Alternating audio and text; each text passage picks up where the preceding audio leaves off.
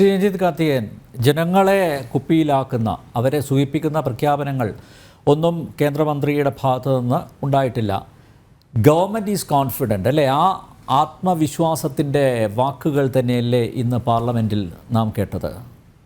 അങ്ങനെ കരുതാനൊക്കെ ഉള്ളൂ. കാരണം കഴിഞ്ഞ ഇലക്ഷന് തൊട്ട് മുന്നോടിയായിട്ട് വന്നിട്ടുള്ള ഈ വോട്ട് ഓൺ അക്കൗണ്ടോ ഇൻ്ററിം ബഡ്ജറ്റോ എന്നൊക്കെ പറയുന്ന ആ ഒരു സ്റ്റേറ്റ്മെൻറ്റ് ഉണ്ടാക്കിയപ്പോൾ 6000 രൂപ കിസാൻ സമ്മാൻ പദ്ധതി എന്ന് പറഞ്ഞ് പ്രഖ്യാപിച്ച, അന്ന് എനിക്ക് തോന്നുന്നു പീയൂഷ് ഗോയലായിരുന്നു ധനകാര്യമന്ത്രി, അദ്ദേഹം പ്രഖ്യാപിച്ചു. എനിക്ക് തോന്നുന്നു ഇമ്മീഡിയറ്റ് ട്രാഞ്ച് ഒരു 2000 രൂപ അപ്പം റിലീസ് ചെയ്യുകയും ചെയ്തു. ടെക്നിക്കലി ഇത് ചെയ്യാം, കാരണം എന്ന് പറഞ്ഞാൽ ഈ ഇലക്ഷൻ ഡിക്ലെയർ ചെയ്തിട്ടില്ല, അതിൻ്റെ മോഡൽ കോഡ് ഓഫ് കോണ്ടക്റ്റ് വന്നിട്ടില്ല.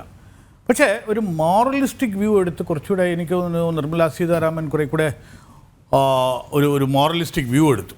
ഒരു സെൽഫ് കൺട്രോൾ ഉണ്ടായിരുന്നു. രാഷ്ട്രത്തിനെ മുന്നിൽ നിർത്തി ഒരു ഡെവലപ്മെൻറ്റ് ആണ് മുഖ്യം, അല്ലാതെ ഈ പറയുന്ന ഡോൾ ഔട്ട്സിലല്ല.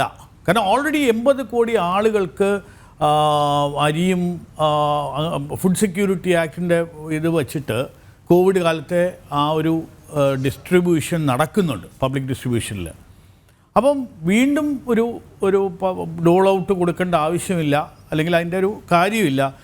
വികസനം വരുമ്പോൾ നാച്ചുറലായിട്ട് ആളുകൾക്ക് ജോബിൻ്റെ ക്രിയേഷനും മറ്റുമൊക്കെയുള്ള ഒരിതുണ്ടാകും എന്നുള്ളൊരു കോൺസെപ്റ്റിൽ തന്നെയാണ് ഇപ്രാവശ്യം ഇതിൻ്റെ ഈ ഇൻ്ററിം ബഡ്ജറ്റ് മുന്നോട്ട് വച്ചിരിക്കുന്നത്. എനിക്ക് തോന്നുന്നു കുറേ കൂടി ഡീറ്റെയിൽഡ് ആയിട്ടുള്ള കാര്യങ്ങൾ ഈ ജൂലൈയിൽ വരുന്ന പുതിയ ഗവൺമെൻറ് വന്നു കഴിഞ്ഞിട്ട് വരും. അപ്പം നാച്ചുറലി അനിൽ പറഞ്ഞതുപോലെ ഒരു വളരെ കോൺഫിഡൻ്റായിട്ട്, അതായത് ഒരു ഭരണത്തിന് തിരിച്ചു വരും എന്നുള്ള ആ ഒരു കോൺഫിഡൻസ് തന്നെയാണ് ആ ഒരു സ്റ്റേറ്റ്മെൻറ്റിൽ അല്ലെങ്കിൽ ആ ഒരു പ്രഖ്യാപനത്തിൽ നമ്മൾ കാണേണ്ടത്. ജനറലി അങ്ങനെ ഒരു ഫീലിംഗ് ആണ് എല്ലാവർക്കും ഉള്ളത്. അപ്പോൾ അതൊരു നല്ലതാണോ എന്ന് ചോദിച്ചാൽ എൻ്റെ പേഴ്സണൽ ഒപ്പീനിയൻ അത് നല്ലത് തന്നെയാണ്. കാരണം ചെയ്ത കാര്യങ്ങളിൽ ഉറച്ചൊരു വിശ്വാസം, ഒരു ഡെവലപ്മെൻറ്റ് ഓറിയൻറ്റഡ് ആയിട്ടുള്ള ഒരു കറപ്ഷൻ ഇല്ലാത്ത ഭരണം കാഴ്ചവെച്ച ഒരു ഗവൺമെൻറ്റിനുണ്ടാകാവുന്ന ഒരു ആത്മവിശ്വാസം തന്നെയാണ് ഈ മോഡി സർക്കാർ കാണിച്ചിട്ടുള്ളത്.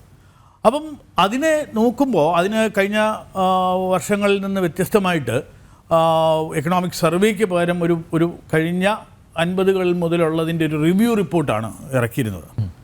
അതിനകത്ത് പറഞ്ഞിട്ടുള്ള എല്ലാ കാര്യങ്ങളും തന്നെയാണ് ഇന്നത്തെ ഈ പറയുന്ന ഒരു ലോങ്സ്റ്റ് സ്പീച്ചിൽ ഫിനാൻസ് മിനിസ്റ്റർ കൂടുതലും പ്രതിപാദിച്ചിട്ടുള്ളത്. ഒരു അച്ചീവ് ചെയ്ത ഈ കഴിഞ്ഞ 10 വർഷം കൊണ്ട് അച്ചീവ് ചെയ്തതും എന്താണോ ഡെവലപ്പ് ചെയ്തേണ്ട, അല്ലെങ്കിൽ അവരുടെ ഒരു വിഷൻ. അപ്പോൾ ഇതെല്ലാം ഒരു വർക്ക് ഇൻ പ്രോഗ്രസ് ആയിട്ടാണ് ഇത് കാണുന്നതെന്ന് ഞാൻ മനസ്സിലാക്കുന്നു. തുടക്കം മുതൽ നമ്മൾ ആദ്യത്തെ ഇത് മുതൽ നോക്കുകയാണെങ്കിൽ ജൻധൻ യോജനയിൽ തുടങ്ങിയ ജാം ട്രിനിറ്റി എന്നൊക്കെ പറയുന്ന ജൻധൻ ആധാർ മൊബൈൽ എന്ന് പറയുന്നത് മുതൽ ഒരു ടാക്സിൻ്റെ വോളണ്ടറി ഡിസ്ക്ലോഷർ കഴിഞ്ഞ് ഡിമോണിറ്റൈസേഷൻ കഴിഞ്ഞൊരു എക്കോണമിയെ ഫോർമലൈസ് ചെയ്ത് GSTയിലേക്ക് പോയി. അതിൻ്റെ ഒരു ബെനഫിറ്റ് ഇന്ന് കാണുന്നത് ആ GDPയിലെ ഗ്രോത്ത് തന്നെയാണ്. നമുക്ക് ഇന്ന് മനസ്സിലാക്കാൻ ഒക്കുന്നതെന്ന് പറയുന്നത് ഈ GSTയുടെ വളർച്ച അത് ഫോർമലൈസ്ഡ് എക്കോണമിയിലാണ്. അതുകൊണ്ട് GST വളർച്ച വന്നപ്പോൾ ഇൻഫോർമൽ എക്കോണമിയെ തകർത്തു എന്നല്ല. അതിനുവേണ്ടി കൊണ്ടുവന്ന കാര്യങ്ങളെന്ന് പറയുന്നത് ഇവർക്ക് ആക്സസ് ടു ക്രെഡിറ്റ് ഉണ്ടായി. നമ്മളിതിൻ്റെ കാര്യങ്ങൾ ഇപ്പോൾ ഇവിടെ ഇരുന്ന് സംസാരിക്കുമ്പോൾ പലരും മനസ്സിലാക്കാത്തൊരു കാര്യം എന്ന് പറയുന്നത് GST കൊണ്ട് എന്താണ് ഗുണം, ഗവൺമെൻറ്റിന് കൂടുതൽ നികുതി പണം കിട്ടിയല്ലേ ഉള്ളൂ എന്നുള്ളതല്ല. ഇവർക്ക് പണ്ട് മണി ലെൻഡേഴ്സിൻ്റെ കയ്യിൽ നിന്ന് അമിത പലിശയ്ക്ക് വാങ്ങിച്ച്, നമ്മളിപ്പോൾ ഇവിടെ ബ്ലേഡുകാരെന്നൊക്കെ പറയുന്ന പോലെ ഓൾ ഓവർ ഇന്ത്യ മണി ലെൻഡേഴ്സിൻ്റെ ഒരു അമിതമായ വിളയാട്ടം ഉണ്ടായിരുന്നു. അപ്പം രാവിലെ 100 രൂപ വാങ്ങിക്കുകയാണെങ്കിൽ 90 രൂപ കൊടുക്കും, 10 രൂപ ചേർത്ത് 100 രൂപയായിട്ട് തിരിച്ചു കൊടുക്കണം എന്നൊക്കെയുള്ള ലെവലിലുള്ള വലിയ തോതിലുള്ള ഇൻട്രസ്റ്റ് പോർഷൻസ് ഉണ്ടായിരുന്നു. അപ്പോൾ ഈ GSTയും ഈ ഫോർമലൈസേഷൻ ഓഫ് എക്കോണമി വന്നപ്പോൾ ഒരു ആക്സസ് ടു ക്രെഡിറ്റ് ഉണ്ടായി. അത് തന്നെയാണ് ഈ GDP ഗ്രോത്തിൽ നിന്ന് നമ്മൾ ഇന്ന് കാണുന്നത്. അപ്പോൾ അവിടെ നിന്ന് ഒരു നെക്സ്റ്റ് ലെവൽ, നമ്മളൊരു സെക്കൻഡ് മോഡി സർക്കാർ വന്നപ്പോൾ കണ്ടതെന്ന് പറഞ്ഞാൽ, ആദ്യം ഈ പറയുന്ന make in India, foreign investment attract ചെയ്യണം എന്നൊക്കെ പറഞ്ഞെങ്കിലും ഈ ആത്മനിർഭർ ഭാരത് എന്ന് പറയുന്ന തലത്തിലേക്ക് മാറുന്നത് ഒരു പക്ഷേ ഈ പറയുന്ന പാൻഡമിക്കിൻ്റെ സമയത്താണ്. പാൻഡമിക് വന്നപ്പോൾ നമുക്ക് മനസ്സിലായി ഈ ലോകത്ത് മുഴുവനായിട്ട് വന്നിട്ടുള്ള ലോജിസ്റ്റിക്കൽ പ്രോബ്ലംസ് നമുക്ക് മനസ്സിലായി, ഈ ഗുഡ്സിൻ്റെ മൂവ്മെൻറ്റിനെ പറ്റി മനസ്സിലാക്കി. അപ്പോൾ ഇന്ന് എന്തെങ്കിലും പറയുമ്പോൾ അതുപോലെ എക്കണോമിക്സ് നമ്മുടെ സർവേയിൽ 3 കാര്യങ്ങളാണ് നമ്മുടെ വളരെ ചലഞ്ചിങ് ആയിട്ട് കാണുന്നത്. ഒന്ന് പറയുന്ന ഹൈപ്പർ ഡീഗ്ലോബലൈസേഷൻ എന്നാണ് പറയുന്നത്. അപ്പോൾ നമ്മളിന്ന് വളരെ കാര്യമായിട്ട് ഒരുപാട് ആളുകളെ വിളിച്ച് നമ്മളിവിടെ മാനുഫാക്ചറിങ് ഉണ്ടാക്കണം എന്നൊക്കെ പറയുമ്പോഴും ഒരു ചലഞ്ച് ഉള്ളതെന്ന് പറയുന്നത് നമുക്ക് കോമ്പറ്റീഷനുണ്ട്. ഇപ്പം തായ്വാൻ ആണെങ്കിലും മെക്സിക്കോ ആണെങ്കിലും ഫിലിപ്പീൻസ് ആണെങ്കിലും ഇങ്ങനെയുള്ള രാജ്യങ്ങൾ ഇത് നമ്മളുമായിട്ട് വൈ ചെയ്യുന്നുണ്ട്. അപ്പോൾ അതിൻ്റെ കൂട്ടത്തിൽ എല്ലാവരും ഈ ഓൺ പ്രൊഡക്ഷൻ, ഈ ചൈനയിലെ ഡിപ്പെൻഡൻസി മാറുന്നതിനെപ്പറ്റി ആലോചിക്കുമ്പോൾ ഡെഫിനറ്റായിട്ട് ഒരു ഡീഗ്ലോബലൈസേഷൻ്റെ റിസ്ക് അവിടെയുണ്ട്. രണ്ടാമതായിട്ട് പറയുന്ന ഈ പറയുന്ന ആർട്ടിഫിഷ്യൽ ഇൻ്റലിജൻസ് 40% ആളുകളുടെ ജോലിയും പോകും എന്നാണ് ഈ ഇൻ്റർനാഷണൽ റിപ്പോർട്ട്സ് പറയുന്നത്. അപ്പോൾ അതിനെന്ത് ചെയ്യണം? അതൊരു ചലഞ്ചാണ്. ഇങ്ങനെയുള്ള ചലഞ്ചസിനിടയിലാണ് നമ്മൾ ഈ നേരത്തെ പറഞ്ഞ ഒരു $1 ട്രില്യൺ അല്ലെങ്കിൽ അമൃതകാലിലേക്ക് 2047 ആകുമ്പം നമ്മൾ ഭാരതം എവിടെ എത്തി നിൽക്കണം എന്ന് പറയുന്ന ഒരു ഫോക്കസോട് കൂടി വർക്ക് ചെയ്യുന്നത്. അപ്പോൾ അതിൻ്റെ നയപ്രഖ്യാപന രേഖയായിട്ട് വേണം നമ്മളിതിനെ കാണാൻ.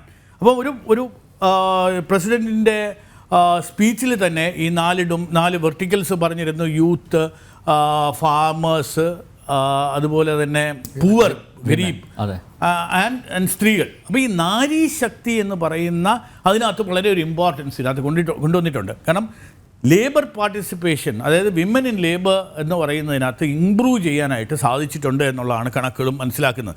അവരുടെ പാർട്ടിസിപ്പേഷൻ കൂടുതലുണ്ടാകുകയാണെങ്കിൽ ഫാമിലി ഇൻകം ബൂസ്റ്റ് ചെയ്യാൻ ഒക്കും എന്നാണ് നമ്മളൊരു ഒരു കണക്ക് വച്ചിരിക്കുന്നത്. അപ്പോൾ അങ്ങനെ സ്ത്രീകളുടെ പാർട്ടിസിപ്പേഷൻ കൂടുതലാക്കുക, അപ്പോൾ ഒരു ജെൻഡർ പാരിറ്റി ഉണ്ടാക്കുക, ഇപ്പോൾ ഒരു വ്യത്യാസം ഇല്ലാത്ത രീതിയിലുള്ള ഒരു മുന്നോട്ട് പോക്ക്, അതൊരു എക്കോണമിക്ക് ഭയങ്കരമാകും. അതാണ് ഈ പറയുന്ന നമ്മുടെ സെൽഫ് ഹെൽപ്പ് ഗ്രൂപ്പിൻ്റെ കൂടി ലഖ്പതി ദീദി എന്ന ഒരു നാമമിട്ട് ലക്ഷപ്രഭുക്കളായ ചേച്ചിമാരെ ഉണ്ടാക്കുക എന്ന ആ ഒരു തലത്തിലേക്ക്. അപ്പം വളരെ ഇതൊരു ഒരു ലോങ് ടേം വിഷൻ ഡോക്യുമെൻറ്റിൻ്റെ തലത്തിലേക്കാണ്. ഓഫ് കോഴ്സ് അതിൻ്റെ നമ്പേഴ്സും കാര്യങ്ങളും ഒക്കെ നമ്മൾ ചർച്ച ഇനി അതിൻ്റെ എക്കണോമിസ്റ്റുകൾ വരുമ്പോഴത്തേക്ക് അതിനെ പറ്റിയൊക്കെ പറയുമെങ്കിലും ഒരു ലോങ് ടേം വിഷൻ ഡോക്യുമെൻറ്റിന് എനിക്ക് തോന്നുന്നു അതിൻ്റെ ഒരു ക്യാരക്ടർ ആക്ച്വലി ഈ പറയുന്ന കഴിഞ്ഞ കുറച്ചു കാലമായിട്ട് മാറിക്കൊണ്ടിരിക്കുകയായിരുന്നു. GST വന്നപ്പോഴത്തേക്ക് നമുക്ക് ഇതിനകത്ത് ഈ എക്സൈസ് ഡ്യൂട്ടി ഇൻക്രീസും മറ്റുമൊക്കെ വരുമ്പം എന്തിന് വില കൂടി, എന്തിന് വില കുറഞ്ഞു, ചെരുപ്പിന് വില കൂടി, ടൂത്ത് പേസ്റ്റിന് വില കുറഞ്ഞു എന്നൊക്കെ പറയുന്ന ഒരു അനാലിസിസ് നമുക്ക് പണ്ടുണ്ടായിരുന്നു. ഇന്നതില്ല. നമ്മളിപ്പോൾ സംസാരിക്കുന്നത് മുഴുവൻ ഒരു ഫ്യൂച്ചർ അനാലിസിസ് ആണ്. ഇതിനുകൊണ്ട് എന്ത് ഇമ്പാക്റ്റ് ഉണ്ടാകും. അപ്പം അതിനകത്ത് അഗ്രികൾച്ചറിലൊക്കെ നാനോ ടെക്നോളജി യൂസ് ചെയ്തുള്ള ഫെർട്ടിലൈസേഴ്സ് എങ്ങനെ യൂട്ടിലൈസ് ചെയ്യാം, അതിൻ്റെ വലിയ രൂപത്തിലുള്ള യൂട്ടിലൈസേഷന് വേണ്ടിയിട്ടുള്ള വകയിരുത്തലുണ്ട്. അപ്പം ടെക്നോളജിയുടെ ഒരു ഡിപ്പെൻഡൻസി നമുക്ക് എല്ലാ മേഖലകളിലേക്കും കടന്നു വരും എന്നുള്ള ഒരു മുന്നറിവാണ് ഇതിൻ്റെ ഒരു എനിക്ക് തോന്നുന്നത് ഏറ്റവും വലിയ ഒരു കാതലായ കാര്യം. ആ സ്കിൽ ഡെവലപ്മെൻറ്റ് ഇങ്ങനെയുള്ള കാര്യങ്ങളിലെല്ലാം ഒരു മേജർ എന്താ പറയുന്ന ഒരു ഫോർകാസ്റ്റ് ഇതിനകത്തുണ്ട്. ഇതിനെല്ലാം പുറമെ എന്നെ ഏറ്റവും കൂടുതൽ ആകർഷിച്ച ഒരു റിസർച്ച് ആൻഡ് ഡെവലപ്മെൻറ്റ്, എനിക്ക് തോന്നുന്നു ഓൾമോസ്റ്റ് 1 ലക്ഷം കോടി രൂപയുടെ R&D. നമ്മളെപ്പോഴും എല്ലാ പ്രാവശ്യവും നമ്മൾ കുറ്റം പറഞ്ഞുകൊണ്ടിരുന്ന ഒരു ഏരിയയാണ് അത് റിസർച്ചിന്. കാരണം നമ്മളെപ്പോഴും ടെക്നോളജി ഡിപ്പെൻഡൻസി ഉണ്ട്. നമ്മൾ ഒന്നിൽ ചൈനയിൽ നിന്ന് സാധനം വാങ്ങിക്കണം, അല്ലെങ്കിൽ ചൈനക്കാരുണ്ടാക്കിയ സാധനത്തിനെ പറ്റി പറയും. ഇതെല്ലാം ആണെങ്കിലും ഒരു നമുക്കൊരു ഓൺ റിസർച്ച് ആൻഡ് ഡെവലപ്മെൻറ്റിന് വേണ്ട ഒരു സാഹചര്യം ഇവിടെ ഇല്ല, അതിനൊരു ഫണ്ടിങ് ഇല്ല. കാരണം നമുക്കറിയാം ഇപ്പം അതിനകത്തുള്ള ഫണ്ടിങ് എന്ന് പറയുന്നത് ഒരു ലോട്ടറി എടുക്കും പോലെയാണ്. അല്ലെങ്കിൽ ഇത് നടക്കുമോ ഇല്ലയോ എന്നുള്ള അറിഞ്ഞൂടാ. ഒരുപാട് ഫണ്ട് ഇതിനകത്ത് യൂട്ടിലൈസ് ചെയ്ത ഏതെങ്കിലും ഒരു കാര്യത്തിൽ ചിലപ്പം അതിനൊരു ഫലവത്തായിട്ട് വരുള്ളൂ. പക്ഷേ ഒരു കാര്യം ഞാൻ പറയാം, ഇന്നത്തെ ഈ സ്റ്റാർട്ടപ്പുകളും മറ്റുമൊക്കെ പറയുന്ന ഒരു വലിയ തോതിൽ ഉണ്ടാകുമ്പോൾ നമ്മുടെ ഒരു തിരുവനന്തപുരത്ത്, ഞാൻ അതിൻ്റെ ആളുകളുടെ പേരൊന്നും ഡിസ്ക്ലോസ് ചെയ്യുന്നില്ല, ചൈനയെ കമ്പീറ്റ് ചെയ്ത് മെഷീനറി ഉണ്ടാക്കാനായിട്ട് 250 കോടി രൂപ വരുന്ന ഓർഡർ എടുക്കാൻ പ്രാപ്തിയുള്ള ഒരു ലെവലിലേക്ക് നമ്മളെത്തി ഈ കേരളത്തിൽ, തിരുവനന്തപുരത്ത്. അപ്പം ആ തലത്തിൽ നമുക്ക് അപ്പോൾ ചൈനയെ നമുക്ക് എങ്ങനെ പ്രൊഡക്ഷനിലും മറ്റുമൊക്കെ ചലഞ്ച് ചെയ്യാൻ നോക്കും. അപ്പോൾ ചൈന എന്ത് റേറ്റിൽ കൊടുക്കുന്നോ അതിനേക്കാൾ ബെറ്റർ ക്വാളിറ്റി സെയിം റേറ്റിൽ കൊടുക്കാൻ നമുക്ക് ഇന്ന് കേരളത്തിൽ പോലും സാധിക്കും. അപ്പോൾ ആ ലെവലിലേക്ക് മാനുഫാക്ചറിങ്ങും മറ്റുമൊക്കെ കൊണ്ടുവെത്താം എന്നുള്ളൊരു കോൺഫിഡൻസ് ആളുകളിലുണ്ടാക്കി എന്നുള്ളത് തന്നെയാണ് ഈ കഴിഞ്ഞ കുറച്ചു കാലമായിട്ടുള്ള ഒരു എക്കണോമിക് ചേഞ്ച് നമുക്ക് ഫിസിക്കലായിട്ട് നമുക്ക് നമ്മുടെ കൺമുമ്പിൽ നമുക്ക് മനസ്സിലാക്കാൻ പറ്റുന്നത്. ജനറലി ഒരു ബഡ്ജറ്റ് എന്നുള്ള രീതിയിൽ എനിക്ക് വിലയിരുത്തുന്നത് എനിക്ക് തോന്നുന്നില്ല അങ്ങനെ ഒരു ഫീൽ എനിക്ക് കിട്ടിയിട്ടില്ല. ഇതൊരു വിഷൻ ഡോക്യുമെൻ്റാണ്. വളരെ എനിക്ക് തോന്നുന്നു FM ഇതിനു മുമ്പേ മെനഞ്ഞാന്നോ ഇന്നലെയോ തന്നെ പറഞ്ഞിരുന്നു യാതൊരു വിധമായിട്ടുള്ള വലിയ പ്രഖ്യാപനങ്ങളും ഉണ്ടാകില്ല എന്ന് വളരെ കൃത്യമായിട്ട് പറഞ്ഞു. എന്നാലും നമ്മളൊക്കെ ഒരു പ്രതീക്ഷിച്ചിരുന്നു ഒരു പോപ്പുലിസ്റ്റായിട്ട് ഈ നാരീ ശക്തി എന്നൊക്കെ പറയുന്ന രീതിയിൽ സ്ത്രീകളെ സ്വാധീനിക്കാൻ വേണ്ടി എന്തെങ്കിലും ചെയ്യും എന്നുള്ളത്. പക്ഷെ അത് ചെയ്തില്ല. അതൊരു വലിയ കോൺഫിഡൻ്റാണ്. അത് നമ്മുടെ എക്കോണമിക്ക് വലിയ തോതിലുള്ള ബെനിഫിറ്റ് ഉണ്ടാക്കും. നമ്മുടെ ഡെഫിസിറ്റിനെ അത് ഹിറ്റ് ചെയ്യില്ല. ഇങ്ങനെയുള്ള കാര്യങ്ങളിൽ പിന്നെ ഒരു ജനറലായിട്ടുള്ളൊരു തീമും ഈ ഗവൺമെൻറ്റിൻ്റെ തീമും അങ്ങനെ ഒരു സബ്സിഡിയും മറ്റുമൊക്കെ കൊടുത്ത് ആളുകളെ കൂടുതൽ മടിയന്മാരാക്കി ഇതുണ്ട്. ഒരു കോമ്പറ്റീറ്റീവായിട്ട് തന്നെ ഒരു വേൾഡിലേക്ക് വരണം. അപ്പോൾ അത് നമ്മളെപ്പോഴും സബ്സിഡൈസ് ചെയ്ത് ഒരു ആളുകളെ സപ്പോർട്ട് ചെയ്യേണ്ടെന്നൊന്നുമല്ല ഞാൻ പറയുന്നത്. പക്ഷെ എന്നാലും അതിനൊരു ലെയ്ഡ് ബാക്ക് അപ്രോച്ച് ഒരു ജനതയ്ക്ക് വന്നു കഴിഞ്ഞു. എല്ലാത്തിനും ഒരു ഫ്രീ കിട്ടുന്ന ഒരു രീതിയായി. അതിൽ നിന്നൊരു മാറ്റം ഡെഫിനറ്റായിട്ടും ഈ പറയുന്ന ഒരു ബഡ്ജറ്റിൽ നമുക്ക് കാണാൻ കഴിഞ്ഞിട്ടുണ്ട്. അപ്പം എൻ്റെ ഒരു ക്യൂഡോസ് തന്നെയാണ്. ഒരു ബോൾഡ് സ്റ്റേറ്റ്മെൻറ്റാണ്, കോൺഫിഡൻസ് സ്റ്റെപ്പാണ്. ആൻഡ് ഐ അപ്രീഷിയേറ്റ് ഒരു കറേജ് ഓഫ് കൺവിക്ഷൻ. ഞങ്ങൾ ചെയ്തിരുന്ന കാര്യം ആളുകളെ ബെനിഫിറ്റ് ചെയ്തു. അവർക്ക് ഇത്രയും ബെനിഫിറ്റ് ഉണ്ടായി. 25 കോടി ജനങ്ങളെ മൾട്ടി പ്രോങ്ഡായിട്ടുള്ള പോവർട്ടിയിൽ നിന്ന് ലിഫ്റ്റ് ചെയ്യാൻ പറ്റി. ആ ഒരു തലത്തിൽ നോക്കുകയാണെങ്കിൽ എനിക്ക് ഇത്രയും കാര്യങ്ങൾ ഞാൻ ചെയ്തത് ജനങ്ങളിൽ നേരിട്ട് ഇത് ചെയ്തു. പണ്ടൊക്കെ ഈ പറയുന്ന നമ്മളെ വില്ലേജുകളിലെ കോൺസെൻട്രേഷനാണ് ഉണ്ടായിരുന്നത്. നമ്മളെല്ലാ ഗ്രാമങ്ങളിലെത്തണം. പക്ഷേ ഇവിടുത്തെ ഒരു ഗവൺമെൻറ്റിൻ്റെ ഒരു വ്യത്യാസം കണ്ടത് വീടുകളിലെത്തണം. ഹർ ഘർ ജൽ, അതായത് എല്ലാ വീടുകളിലും ജലം എത്തണം, എല്ലാ വീടുകളിലും ടോയ്ലറ്റുകൾ ഉണ്ടായിരിക്കണം. അപ്പം കോൺസെൻട്രേഷൻ എന്ന് പറയുന്നത് ഏറ്റവും അടിത്തട്ടിലുള്ള ഒരു ഇൻഡിവിഡുവലിനെ ബാധിക്കുന്ന ലെവലിലായി. പഞ്ചായത്ത് രാജ് മറ്റുമൊക്കെ പറഞ്ഞിരുന്നപ്പോഴത്തേക്ക് ആ ഗ്രാമത്തിൽ ചെയ്യണം, അല്ലെങ്കിൽ ഗ്രാമത്തിൻ്റെ വികസനം എന്നുള്ളൊരു തലത്തിൽ നിന്ന് കുറേ കൂടെ മൈക്രോ ലെവലിൽ പോയി. അപ്പോൾ അതാണ് എനിക്ക് തോന്നുന്നത് ഒരു കോൺഫിഡൻസ്.